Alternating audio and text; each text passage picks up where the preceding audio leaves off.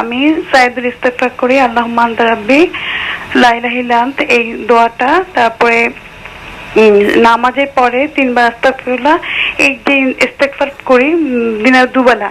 কিন্তু বলা আছে যে রমজান মাসে যে নিজেকে ক্ষমা করে নিতে পারলো না, সে একটা অভাগা।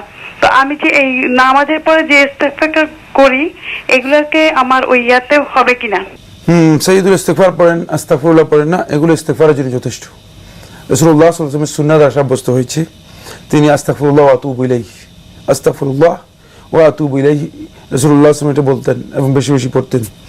আস্তাগফিরুল্লাহ আল আযীম আল্লাযী লা ইলাহা ইল্লাহু, রাসূলুল্লাহ সাল্লাল্লাহু আলাইহি ওয়াসাল্লাম এই এভাবে বলতেন, অথবা সাইয়্যিদুল ইস্তিগফার পড়তেন। ইস্তিগফারের জন্য এগুলো যে কোনো একটি করলে যথেষ্ট হবে, শর্ত নয় যে হুবহু ইস্তিগফারকে মানে রাসূল সাল্লাল্লাহু আলাইহি ওয়াসাল্লামের হাদিস দ্বারা মানে নির্ধারণ করতে হবে। এছাড়াও যদি আপনি আরবিতে বলতে না পারেন, বাংলা আপনি বলতে পারেন।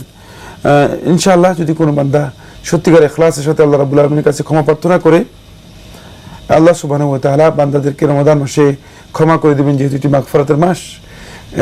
রাসূলুল্লাহ সাল্লাল্লাহু আলাইহি ওয়াসাল্লাম বলেছেন, ইন্না লিল্লাহি উতাকা মিনান নার ফি হাযা শাহর, যে এই মাসের মধ্যে আল্লাহ রাব্বুল আলামিন একদল লোককে জাহান্নামের আগুন থেকে সম্পূর্ণ মুক্ত করে দেন।